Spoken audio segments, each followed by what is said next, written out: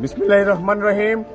আমি আজকে 1 তারিখে আমাদের মাননীয় প্রধানমন্ত্রী বঙ্গবন্ধুর কন্যা জননেত্রী শেখ হাসিনার ঘোষিত কর্মসূচি অনুযায়ী আজকে 1 তারিখে আমরা মশাল মিছিল জ্বালিয়ে আমাদের কর্মসূচি আমরা মাননীয় প্রধানমন্ত্রীর দিক নির্দেশনা অনুযায়ী আমরা পালন করতে যাচ্ছি। আমি আজকে মশাল মিছিল জ্বালিয়ে আমি এটাই বলতে চাই, আমরা অনেক সহ্য করেছি, আর হবে না। আমরা এই 6 মাস মাননীয় প্রধানমন্ত্রীকে যেভাবে মেটিকুলাস ডিজাইন করে তারা একের পর এক হত্যা করে মাননীয় প্রধানমন্ত্রীর উপর চাপার করতে চেয়েছে, মাননীয় প্রধানমন্ত্রীর উপর দোষ চাপিয়ে তারা তাদের উদ্দেশ্য হাসিল করতে চেয়েছে ডক্টর ইউনূসের। আমরা সব বুঝেছি, বাংলাদেশের মানুষ এখন সব বুঝে, তারা আগের মতো নেই। তিনি ইতিমধ্যে সুইজারল্যান্ডে গিয়েছিলেন, আপনারা সবাই জানেন।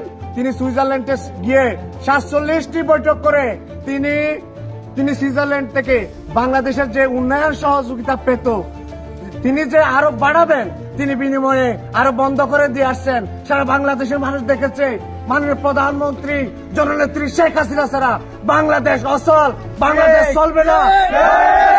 মাননীয় প্রধানমন্ত্রী জননেত্রী শেখ হাসিনাকে প্রয়োজন। শেখ হাসিনার আমাদের মাননীয় প্রধানমন্ত্রী, আমরা চাই আমাদের কর্মসূচি, আমাদের দাবি দেওয়া, যদি আমাদের কর্মসূচি বাধা দেওয়া হয়, গণগ্রেপ্তার বন্ধ করা না হয়, যদি মামলা মোকদ্দমা দিয়ে হয়রানি করা বন্ধ করা না হয়, আমরা কঠোর থেকে কঠোর কর্মসূচি দিব সামনে, যেন দেশ অচল হয়ে যায়। এটা যেন করতে না হয়। আমরা চাই দেশের মানুষ শান্তিতে থাকুক। মাননীয় প্রধানমন্ত্রীকে পুনরায় ফিরিয়ে না আনা পর্যন্ত আমরা আমাদের কর্মসূচি চালিয়ে যাব।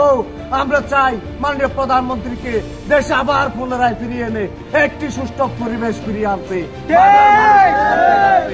আমরা উচ্ছৃঙ্খলা চাই না। আজকের সমাবেশের মাধ্যমে আমি এটাই বলতে চাই, বাংলার মানুষ বঙ্গবন্ধুর কন্যা শেখ হাসিনা ছাড়া বুঝে না। শেখ হাসিনা ছাড়া বাংলাদেশ চলবে না। তাই আমরা সবাই শেখ হাসিনা ফিরিয়ে না আসা পর্যন্ত রাজপথেই থাকবো ইনশাল্লাহ। জয় বাংলা, জয় বঙ্গবন্ধু, জয় শেখ হাসিনা, জয় বাংলা, জয় বাংলা, জয় বঙ্গবন্ধু। শেখ হাসিনা বীরের পেশে আসবে ফিরে বাংলাদেশে।